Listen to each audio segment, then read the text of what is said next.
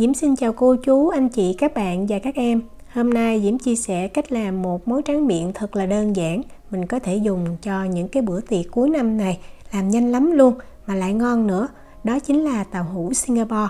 Thì trong video Diễm cũng chia sẻ hai cách làm để mình xem như thế nào phù hợp với những cái nguyên liệu mình có. Bây giờ mình cùng vào bếp làm món tàu hũ Singapore này với Diễm nha.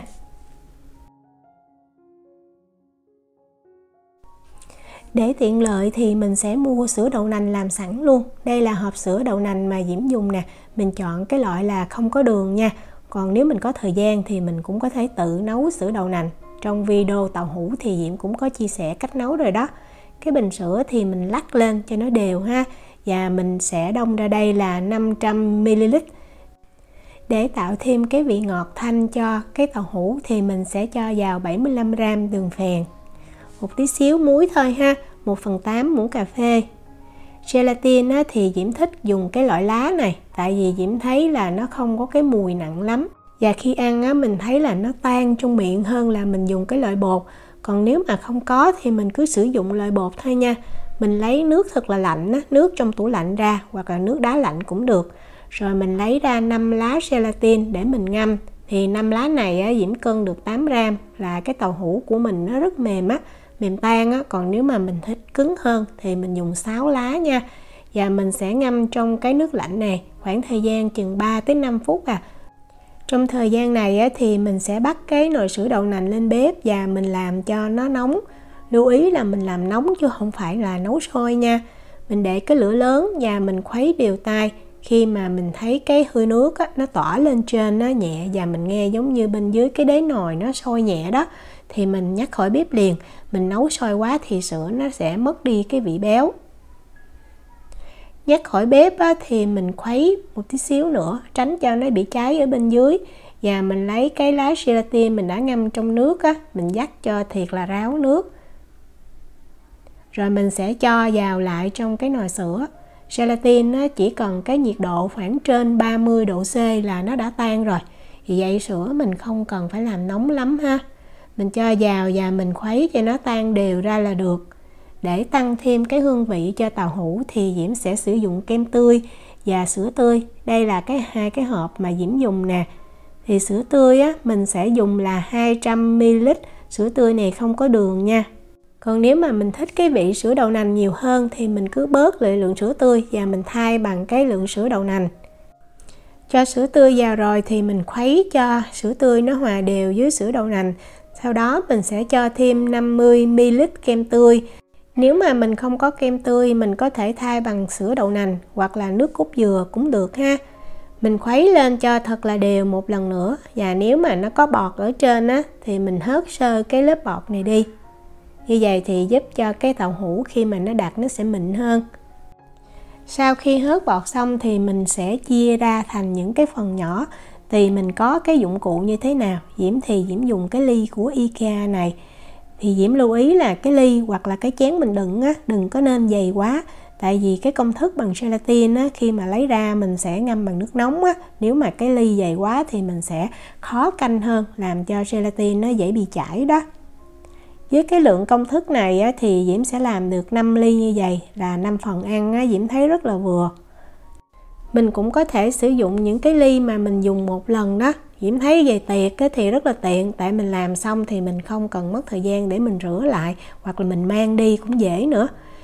Mình sẽ để ở đây cho cái hỗn hợp tàu hũ nó nguội.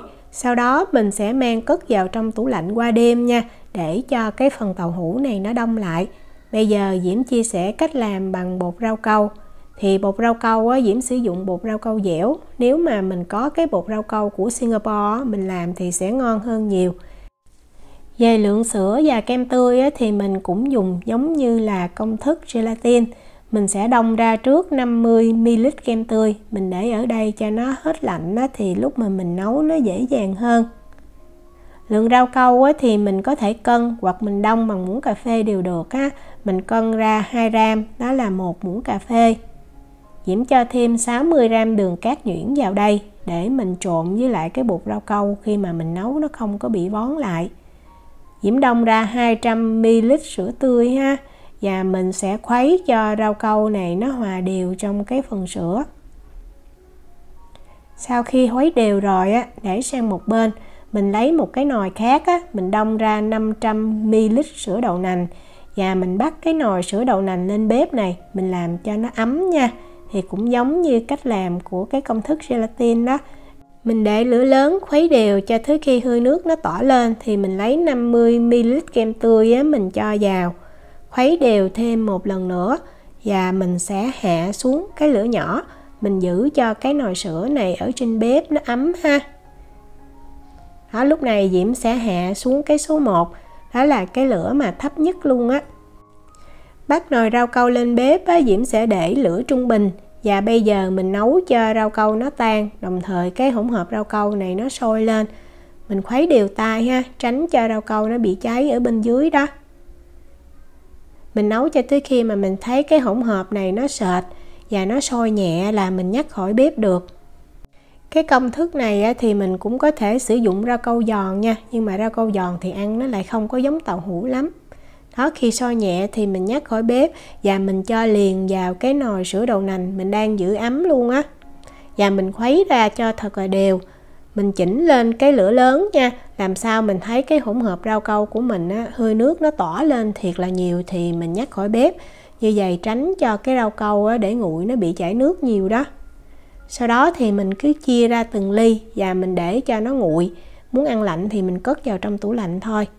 Nếu mà có những cái bọt ở bên trên á, thì mình cũng hớt cho sạch ha. Giúp cho tàu hũ á, khi mà nó đặt lại thì nhìn nó mịn hơn. Thì cái rau câu này nó mau đặc lắm. Mình để khoảng chừng 1 tiếng là nó đặc thì mình mang cất vô tủ lạnh được.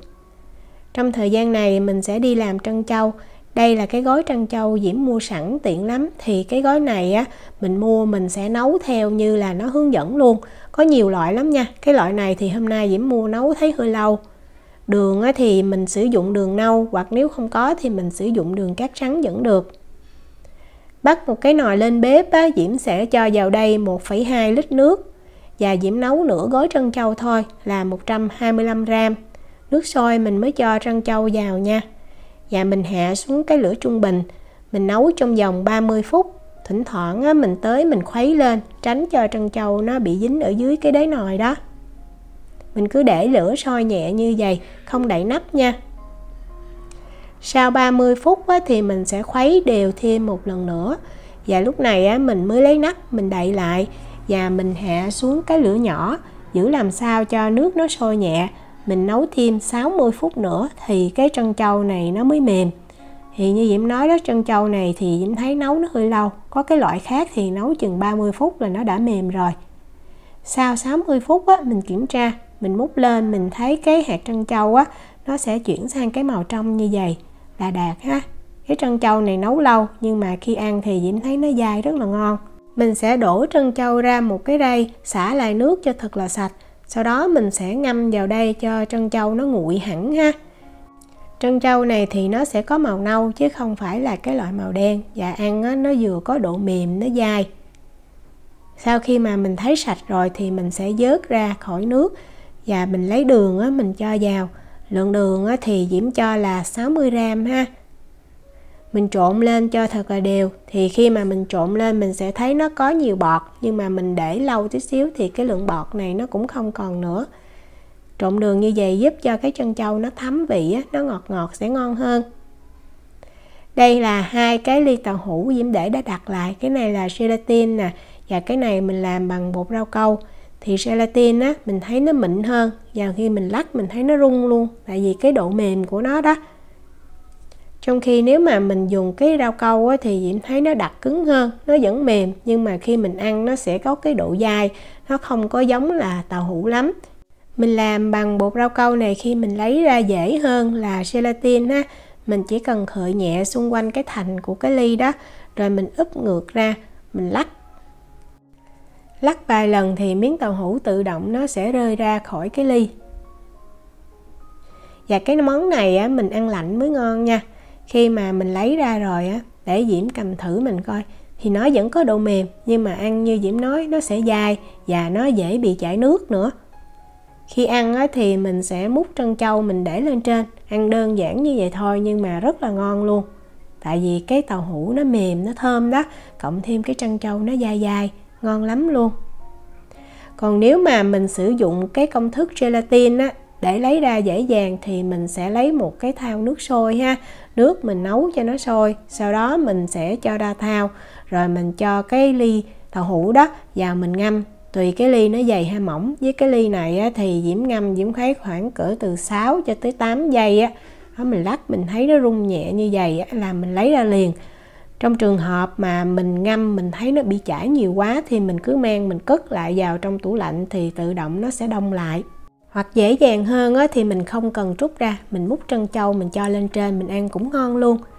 Diễm chúc cô chú, anh chị, các bạn và các em làm được những ly tàu hũ thiệt là ngon.